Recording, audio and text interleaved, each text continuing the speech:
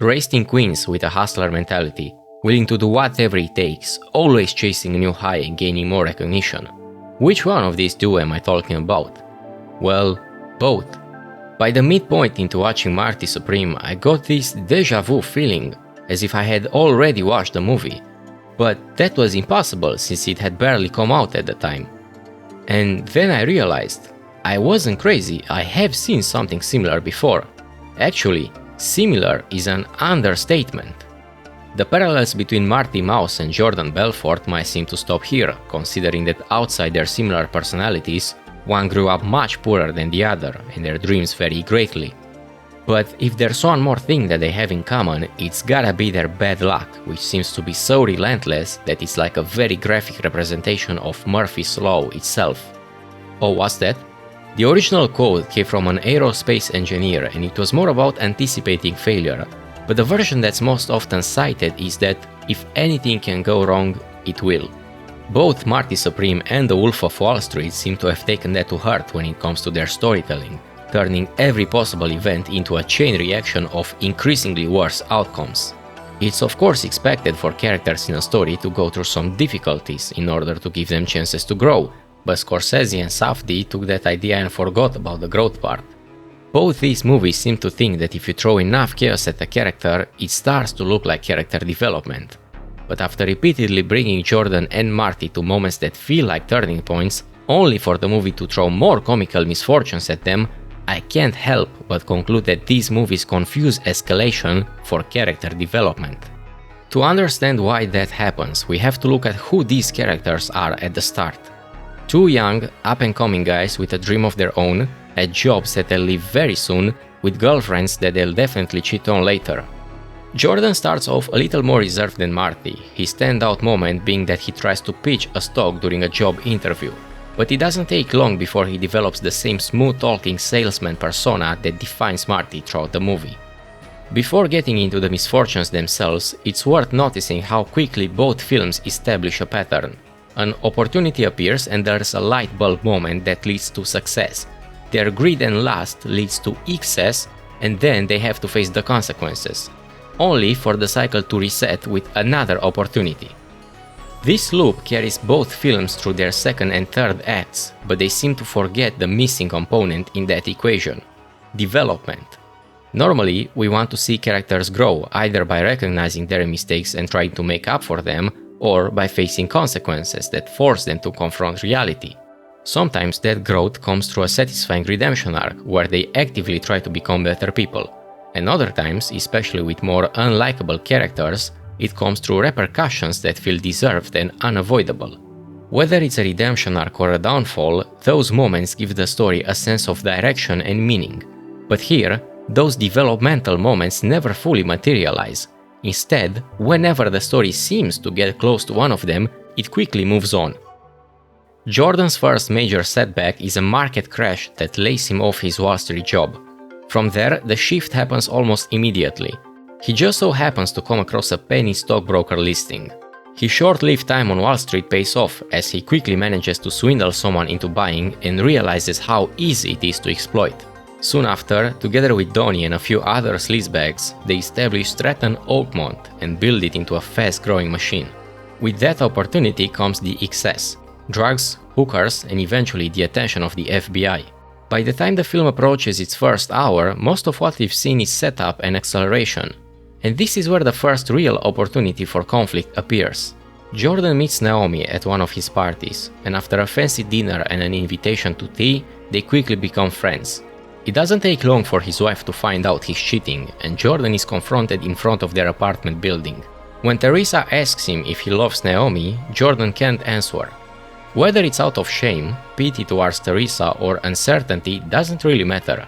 That moment feels like a sad and genuine interaction between two adults. This is a perfect moment that could force Jordan to confront the life he's building and the person he's becoming. But instead the film moves on and Teresa is never mentioned again. From this point on, the story becomes cyclical. An opportunity leads to conflict, which escalates into excess and then resets. They hire a butler, opportunity. He seems to have stolen money, escalation. They threaten and almost kill him, excess. Instead of leading to some introspection about the risk that more money and unfamiliar people bring into your life, it just reinforces the cycle.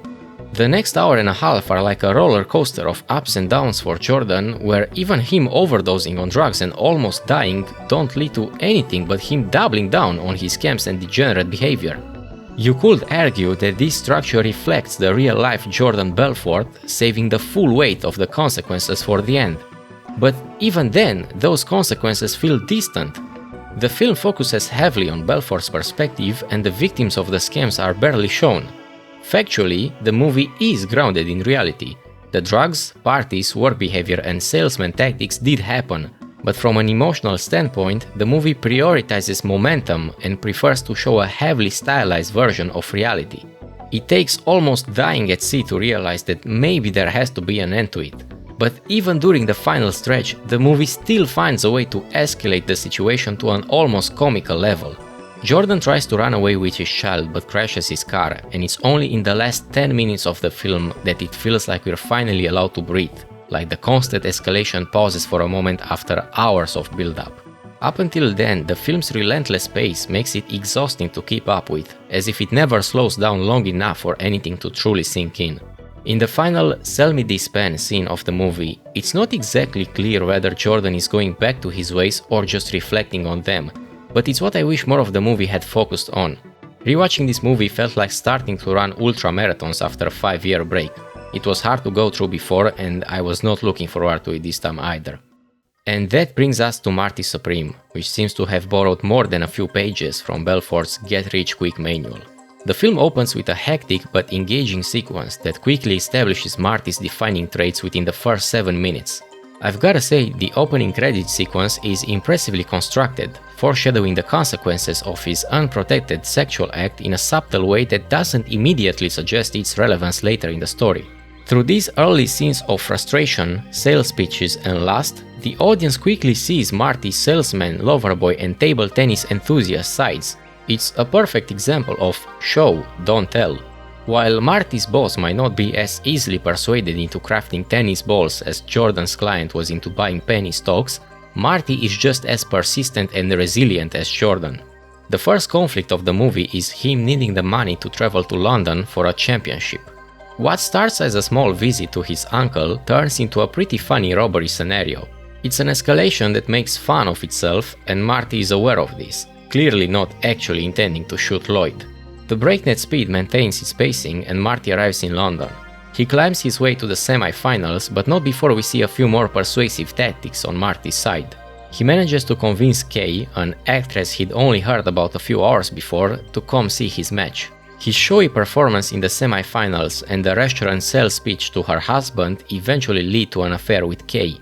Everything that's been set up so far seems to be in Marty's favor, but his match against Endo proceeds with a foreboding feeling. Endo crushes Marty, and his frustration and desire for a rematch are what's going to be his motivation until the end of the movie.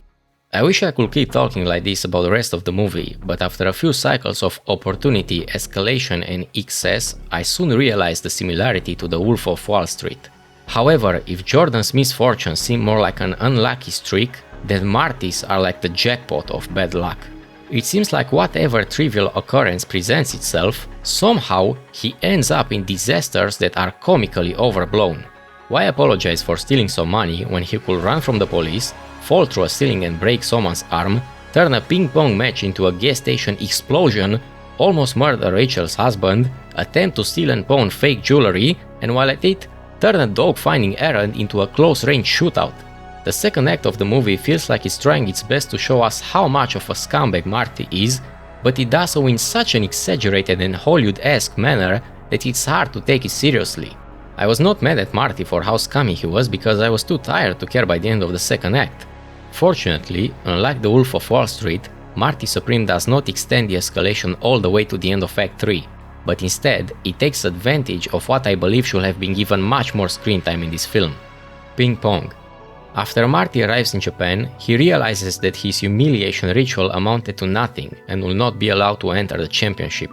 Instead, in a moment of desperation, he turns the fixed exhibition match against Endo into a proper one, and from this point on, the movie stays true to its strengths. It's reported that Timothée Chalamet spent 6 years training on and off for this movie while being coached by US Olympian Wei Wang. I don't know how much of that is true or exaggerated, but it's clear at least that he put in enough effort to make even someone who's not interested in table tennis at all want more scenes about it in the movie. Once the score reaches 17-18, the match resumes, and even though the soundtrack is still present, the focus is placed on the audience's cheers and the sound of the ball hitting the pedals. Marty's emotional breakdown after he wins made me realize how much better this movie would have been if it had focused more on his emotional struggles and ping-pong career rather than the constant momentum towards more extreme situations. When I rewatched this movie for a second time, what I remembered was the great introduction sequence and the 2 emotional breakdowns at the end of the movie, but everything that was in between felt unnecessary and shoehorned. Personally, the parts that I find the most interesting in these movies have to do with the setting they're based on, not the endless bombastic scenarios that feel like they're trying to one-up themselves each time.